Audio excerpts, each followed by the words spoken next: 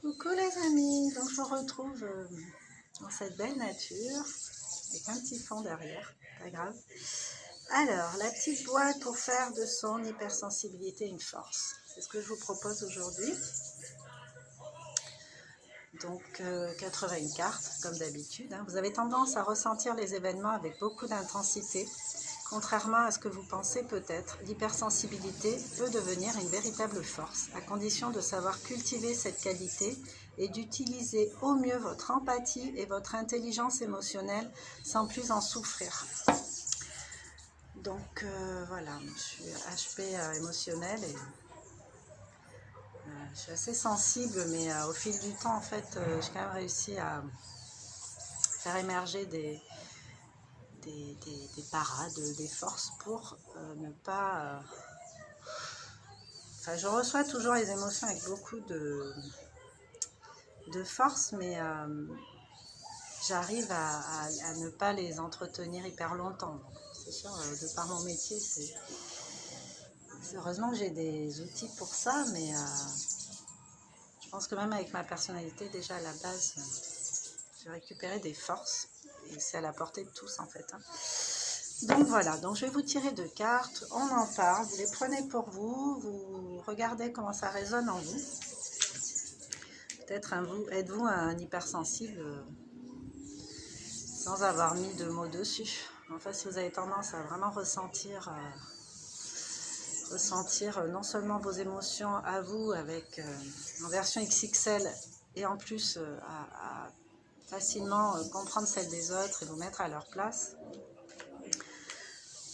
Voilà, parce qu'il y a l'empathie sèche, l'empathie mouillée. Souvent quand on est dans une hypersensibilité, on est plutôt dans de l'empathie mouillée, c'est-à-dire qu'on ressent tellement les émotions des autres, on compatit tellement qu'en fait on se retrouve embarqué dans ces émotions-là. Donc l'empathie sèche, ce que j'arrive à faire maintenant, c'est compatir à l'émotion de l'autre sans rentrer dans le même état émotionnel, ce qui ne servirait à rien pour tous les deux. Il faut qu'il y en ait un qui ait un peu la tête froide pour pouvoir venir aider l'autre. Alors, 2 cartes. Toutes ces parts sont en moi. J'observe ce qui a tendance à m'agacer chez les autres et je prends conscience du fait que ces éléments sont ceux que je n'accepte pas en moi. En acceptant que chacune de ces parts soit un morceau de mon humanité, je fais doucement la paix avec moi-même.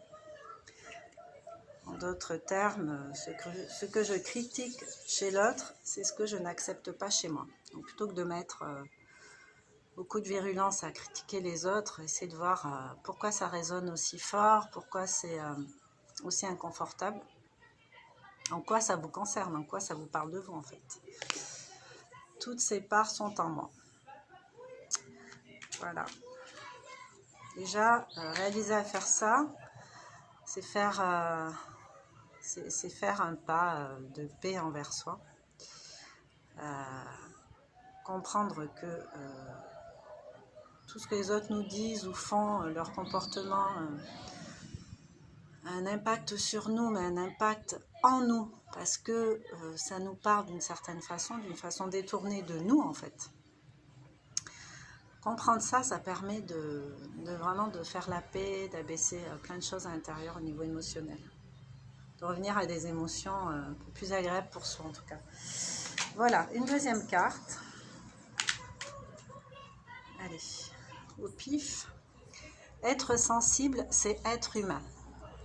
La sensibilité est une caractéristique qui existe en chacun de nous et chaque être humain. Il ne s'agit pas d'un défaut mais d'un élément inhérent à l'espèce humaine et dont nous n'avons pas à avoir honte. Être sensible, c'est être humain.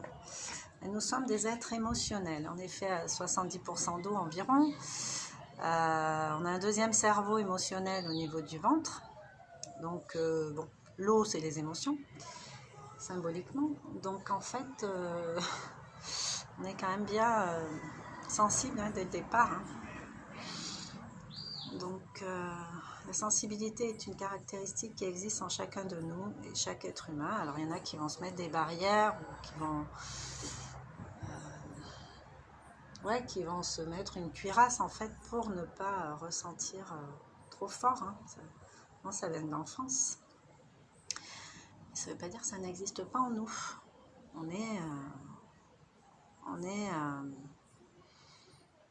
est sensible, en fait. On est humainement sensible. En tant qu'être humain, on est sensible. Voilà. Et c'est pas un défaut, c'est pas une faiblesse d'être sensible.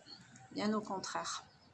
Accepter cette part en nous, on peut se sentir plus vulnérable quand on est sensible, mais si on arrive à jongler avec tout ça, avec des émotions un peu trop envahissantes et une certaine force en fait, c'est là qu'on va vraiment pouvoir être soi, se sentir pleinement être soi, enfin vraiment aller vers plus d'authenticité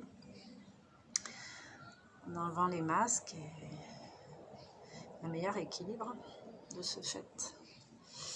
Donc pour rappel, toutes ces parts sont en moi, donc ce que je critique chez l'autre, en fait ça me parle de moi aussi. Et être sensible, c'est être humain, donc c'est pas quelque chose à cacher absolument, être fort, se montrer toujours fort, c'est pas ça la vraie force en fait. La vraie force c'est d'accepter justement cette sensibilité et de parvenir à un moment donné à jongler avec.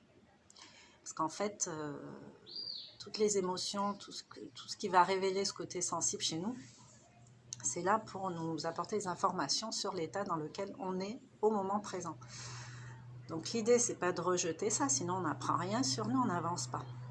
L'idée, c'est vraiment de prendre en compte ces émotions-là, cette sensibilité-là quand elle est là, d'accepter et faire un travail dessus pour lui donner une place un peu plus agréable dans notre quotidien. Il ne s'agit pas de pleurer toute la journée, mais si on a besoin de pleurer, ben pleurons. C'est de l'épuration de pleurer, c'est toujours cette fameuse eau là qui s'écoule, ces émotions. C'est de l'épuration. Donc voilà, désolée. Donc je vous souhaite une belle journée. N'hésitez pas à commenter. Merci à tous les abonnés et non abonnés qui voyagent sur ma chaîne. Je vous fais des gros bisous et je vous dis à bientôt avec une autre vidéo. Ciao!